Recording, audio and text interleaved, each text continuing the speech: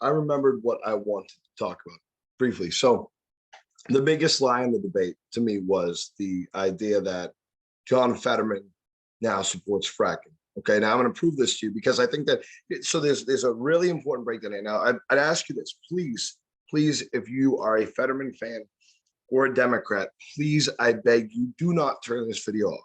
Okay, do not turn this video off. All right. I know, and I will admit that Trump has lied in the past. I'm sure Dr. Oz has lied in the past. Everybody's lied in the past. And but I will say this, for candidates like Roy Moore, I would have never voted for that dude. I couldn't. I'm struggling enough with Doug Mastriano. So I would suggest that you take a look at what you really, really care about. And if you care about the truth at all. Now, if you don't, that's fine. Okay, then don't pretend like you do. Just don't pretend like you do. All right. But if you care about the truth at all, give me 5 minutes of your time. Okay. Back in the election, when Biden was running for president, he came to the state of Pennsylvania and he said that he supports fracking. He said that he supports the Keystone XL pipeline and oil pipelines and digging for oil. He said he supported that. He stood in front of either a fracking line or an oil line, and he said, yes, I support the oil industry, and yes, I support jobs like this in Pennsylvania. And then he went off and banned, stopped the Keystone XL pipeline, and went on to be the worst president when it comes to energy independence. So whether you like that or not, even if you are a climate change junkie and you're like, listen, I don't care, ban all of it. The lies. Fetterman is doing the same exact thing, but it's more nefarious because this nefarious SOB, he lives in this state. He understands how important these jobs are to Pennsylvania. Okay. So this is what he said tonight. I'm just going to reshare this so that you can hear the audio as well.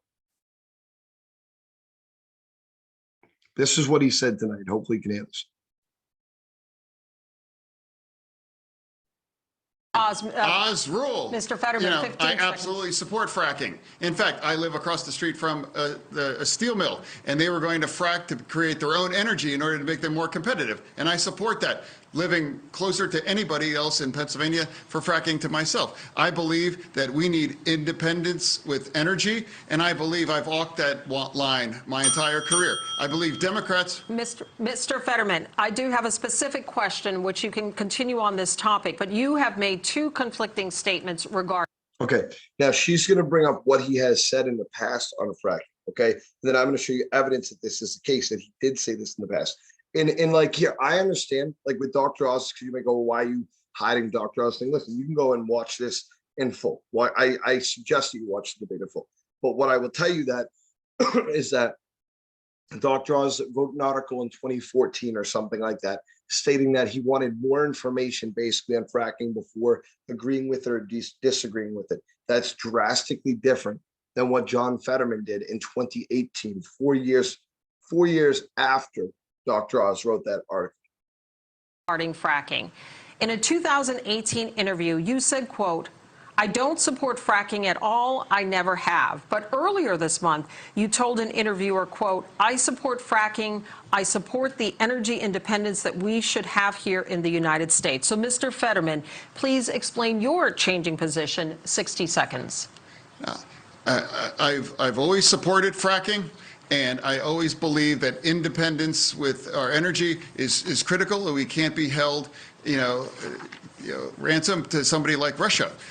I've always believed that energy independence is critical, and I've always believed that. Okay, so you saw it up there. So he said, I always supported fracking.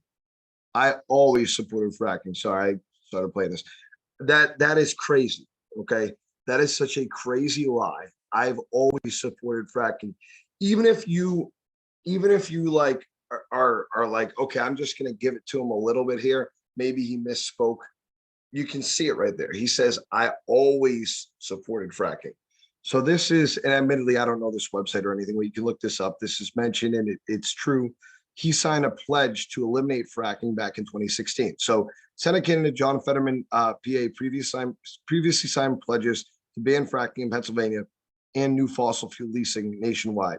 Fetterman, Pennsylvania's current lieutenant governor, this is from a couple months ago, agreed to co-sponsor the Keep It in the Ground Act, federal legislation banning new oil, gas, and coal leasing on federal lands, and support a complete moratorium on fracking in Pennsylvania, according to an April 2016 Facebook post from Pennsylvania voters against fracking. The social media post included a picture of Fetterman signing the pledge and a separate picture of his signature on the document.